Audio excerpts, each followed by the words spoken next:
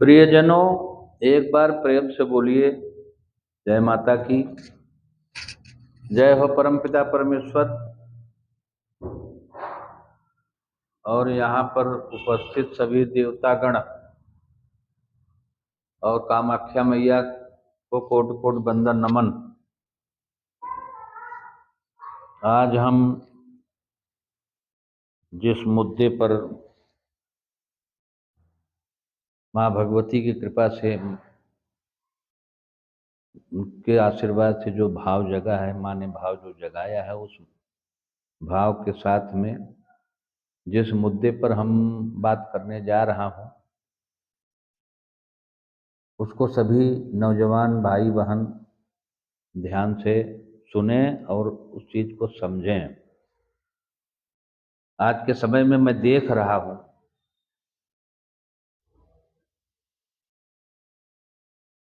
और मेरे पास इतने केस आ रहे हैं। जब मेरे पास इतने केस आ रहे हो तो जगह जगह एक से एक महान सिद्ध पुरुष लोग बैठे हैं, उनके पास कितने केस आते हैं। मैं तो एक छोटा सा माइक दास हूँ। इस दुखद घड़ी समय को मैं एहसास कर रहा हूँ और वही एहसास जो हमने किया वो आप सभी लोगों तक पहुंचाने की कोशिश कर रहा हूँ। ध्यान से सुने। आज के समय में मैं देख रहा हूँ नौजवान बच्चे जो हैं, लड़के और लड़कियां,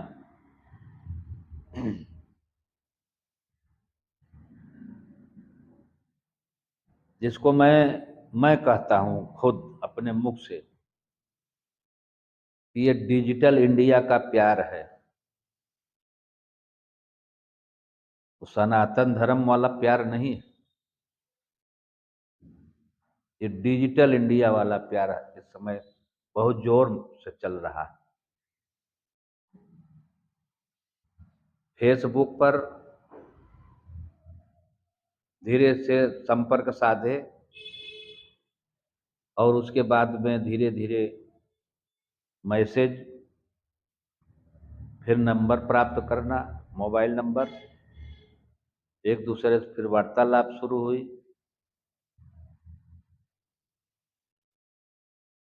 अगर शकल सूरत से दोनों हीरो हीरोइन लगते हैं तो भैया फिर मीठी मीठी बातें शुरू होती हैं। बात धीरे धीरे बढ़ते बढ़ते प्यार के चरम सीमा पर पहुंच जाती है। फिर लड़की हो या लड़के एक दूसरे के संगत में आते हैं। संगत में आकर के अपना सब कुछ लुटा देते हैं। और जब शादी करने का भाव उन लोगों का बनता है कि चलो हम लोग शादी करेंगे, तो 2 महीने, 2 साल, 4 साल, 5 साल, 10 साल तक रिश्ता चला। उस समय पीरियड में सब कुछ हो गया, कुछ बचा नहीं। जब शादी के समय घड़ी आया तो लड़का कह रहा कि हमारे मम्मी पापा तो नहीं मान रहे हैं।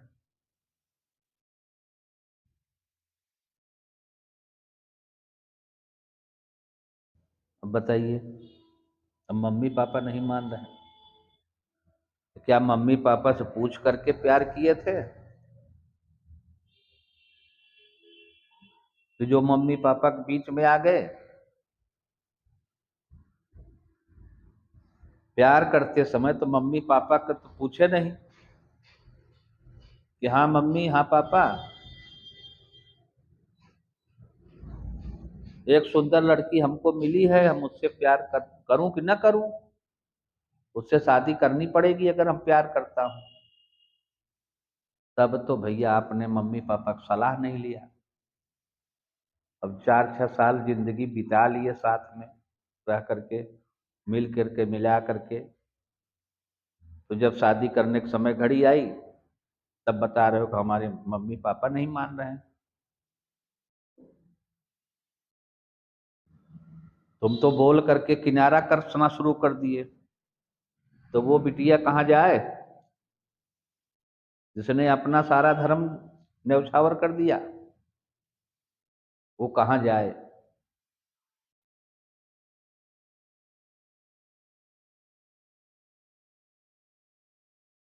अगर मम्मी पापा को, लड़की वाले को, मम्मी पापा को मालूम हो गया कि हमारी बिटिया किसी और लड़के के चक्कर में पड़ी, तो उनके आत्मा पर क्या गुजरता है? कभी लड़की ने ध्यान दिया?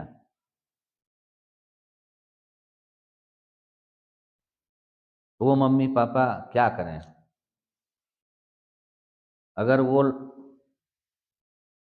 सिस्टम से लड़का खोजती, दो चार छह लोगों को बताते कि हम अपनी लड़की के लिए भैया ये रिश्ता देखा हूँ, जरा पता करो कि उसके घर के क्या सिस्टम है।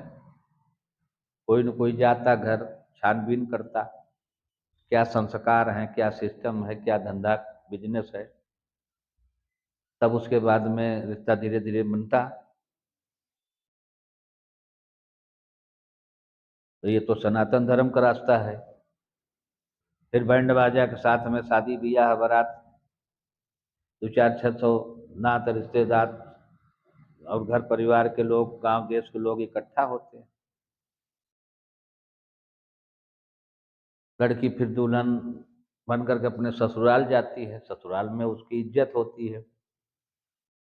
वो घर गृहस्थी धीरे धीरे आगे बढ़ती है, प्रभु की कृपा से, माँ की कृपा से। लेकिन डिजिटल इंडिया में प्यार हुआ तो खाली दो ही लोग जानोगे ना, लड़का जाने लड़की जाने, तीसरा कोई नहीं। इनसे प्यार हो गया, कोर्ट मैरिज कर लिए बिना मम्मी पापा को जानकारी दिए। सब कुछ करने के बाद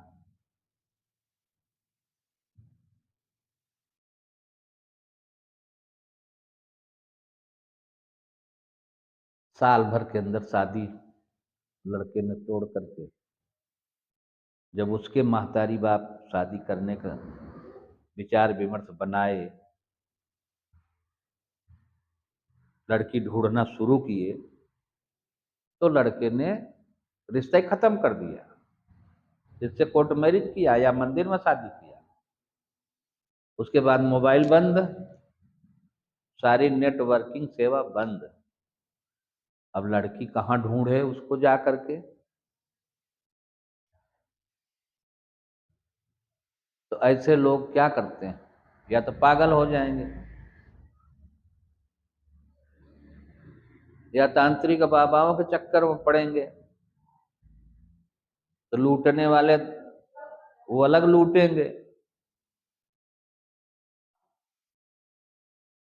अब काम भी नहीं होना।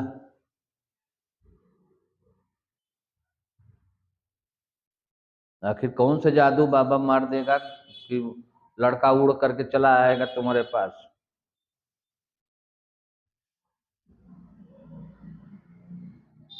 ये नहीं होता, कुछ नहीं होता।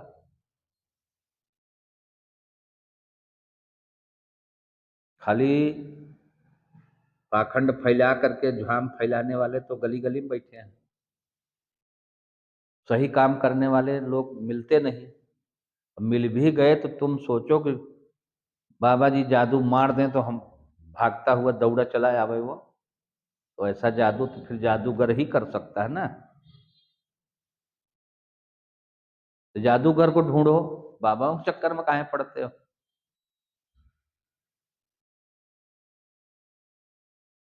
तो ये स्थितियां हैं।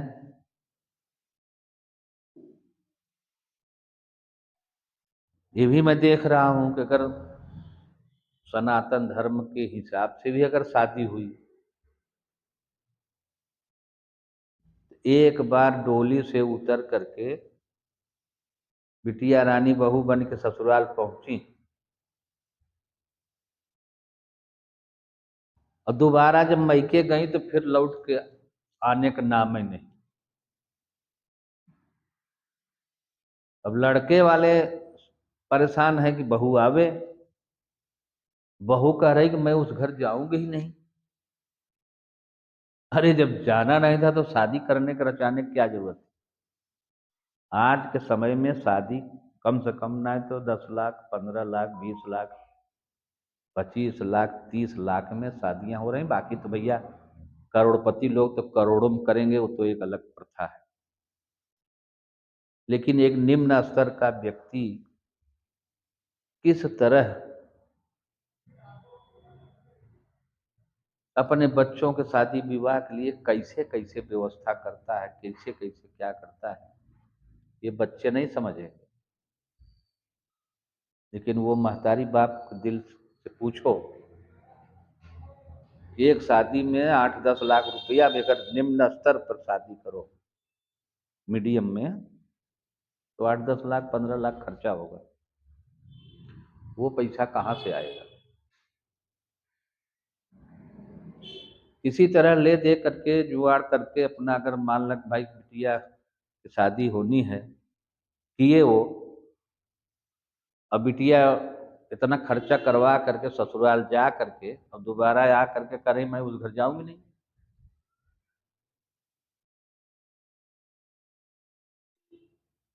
अब वो मैके में बैठी है,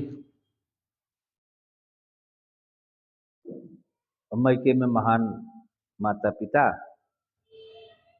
भेजने का नाम ही नहीं ले रहे, न बातचीत करते हैं, न समझे, न बैठ करके समझें समझाएंगे, वो भी शांत बैठे। 1 साल गुजर गया, 2 साल गुजर गया, 3 साल गुजर गया। तो ये जो समय बर्बाद हुआ 3 साल का नए जोड़ों के बीच में, वो 3 साल लौट के आएंगे? उसके बाद क्या हुआ कि मुकदमाबाजी शुरू हो गई। अब ऐसी ऐसी कथाएं हैं और सत्य घटनाएं हैं।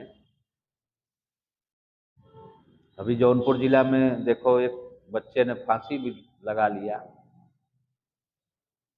हर जगह घटनाएं ये घट रही हैं। ये पढ़े लिखे डिजिटल इंडिया के बच्चे हैं, उनको धर्म कर्म से कोई मतलब नहीं।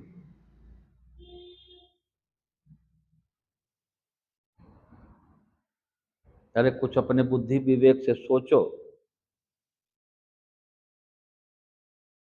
महतारी बाप शादी करें, प्रेम से उनका सहयोग करो। आपको, लड़के को अगर कोई लड़की पसंद नहीं है तो उसको सीधे मना कर दो कि हमको नहीं पसंद है, बात खत्म है। जिस लड़की को तुम पसंद करो उस लड़की से महतारी बाप शादी करवा रहे हैं। अगर खुशी खुशी करा रहे हैं तो करो। अब करने के बाद पति पत्नी का जो धर्म होता है उस धर्म को निभाने की जरूरत है।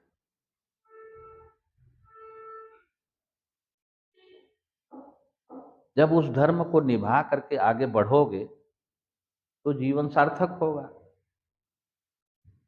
और किस घर में तू मैं नहीं होती है, पति पत्नी में, सबके घर में होती है। तो जरा से बात को लेकर के उसको आपस में बैठ करके प्रेम से सुलटाने की जगह पे नाराज हो करके बैग उठाओ, मैके चली जाओ, भाग जाओ। यह लड़का नाराज हो करके घर छोड़ करके दिल्ली बंबई कमाने के बहाने चला गया। ये दोनों लोगों के लिए दुखद है ना। ऐसा काम क्यों करो कि ये समस्या पैदा हो। जरा से कोई बात होती है किसी भी घर परिवार में तो टोला मोहल्ला के लोग सूंघा करते हैं। उनको अपने दुख दर्द से कोई मतलब नहीं, वो सूंघा करते हैं कि कोई मसाला मिले, मसाला मिल गया, अरे भैया फलाने की लड़की तो ऐसा कर दिया, फलाने के लड़के ने ऐसा कर दिया। वो जब तक 10-20 लोगों को बताएंगे नहीं तब तक उनके पेट में पानी तक नहीं पचेगा। ऐसे भी लोग हैं महान। और उस माता पिता उस परिवार के बारे में सोचो कि क्या गुजरता होगा। अगर 10 लोग आ करके पूछे कि भैया क्या हुआ, सुना तुम्हारी लड़की भाग गई,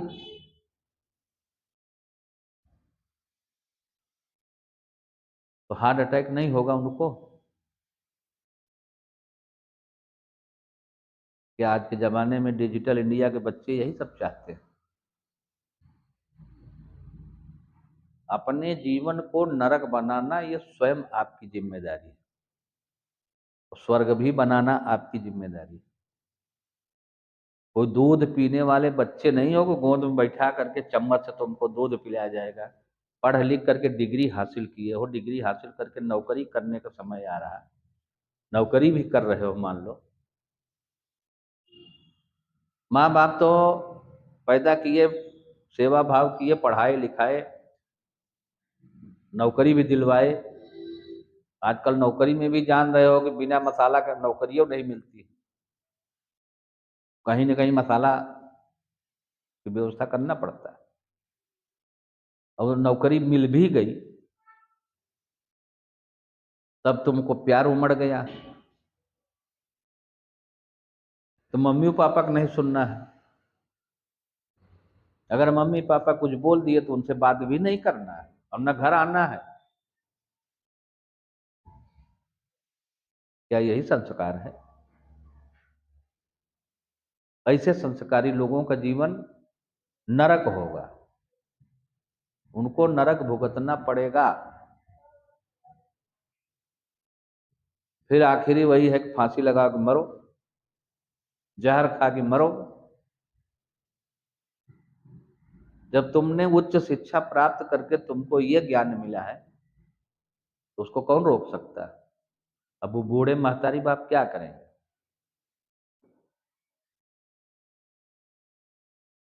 इसलिए हमारा केवल इतने सुझाव है सभी नौजवान बच्चों से, कोई भी कदम उठाओ तो उसको 1000 बार समझो। खाली किताब पढ़ पढ़ करके बुद्धिमान बनने से कोई फायदा नहीं। अपने अंतःकरण में बुद्धि को जगाओ, विवेक को जगाओ, और वो जागे तो सोचो अगर मैं ये कदम उठाऊंगा तो हमारे घर परिवार पर क्या गुजरेगा, हमारे महतारी बाप के ऊपर क्या गुजरेगा, हमारा परिवार खानदान नरक की जीवन जीवन जिएगा तो हम सुखी होकर के क्या करेंगे, हम कौन सा स्वर्ग लेकर के क्या करेंगे? इसलिए मेरा सुझाव है, क्योंकि हमने जो जीवन में अनुभव पाया है, अब हमारे पास इतने लोग आते हैं प्यार में धोखा खाए हुए लोग,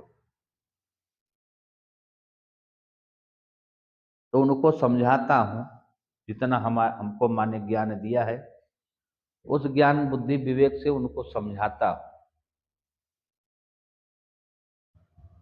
कि तुमने ऐसा कदम क्यों उठाया।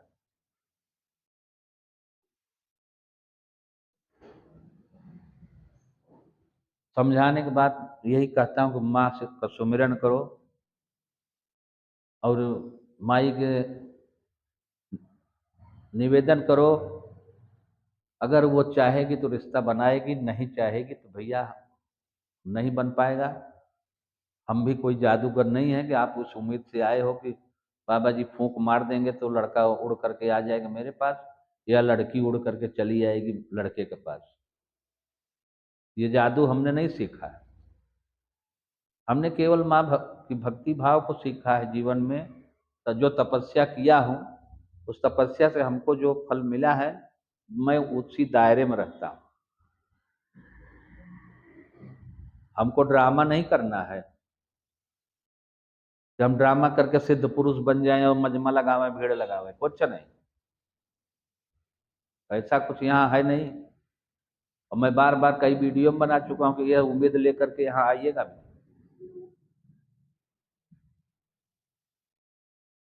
अपनी गलती के एहसास कीजिए और रास्ता निकालिए कि ऐसा न हो। माँ बाप को छोड़ करके अगर विलग हो गए तो उसका खामियाजा भुगतना पड़ेगा, क्योंकि कलयुग के प्रथम पूज्य देवता माता पिता है, उसके बाद ये लोग हैं। और जब माता पिता प्रसन्न रहेंगे तो यह लोग प्रसन्न रहेंगे, और जब माता पिता को दुख दोगे तो ये भी नहीं साथ देंगे। तो जब ये साथ नहीं देंगे तो बाबा का कौन आशीर्वाद दे देगा, जाओ फलो फूलो, दोनों लोग आनंद लो। ये जादू हमने नहीं सीखा है। इसलिए एक बार प्रेम से बोलिए जय माता की, जय हो प्रभु।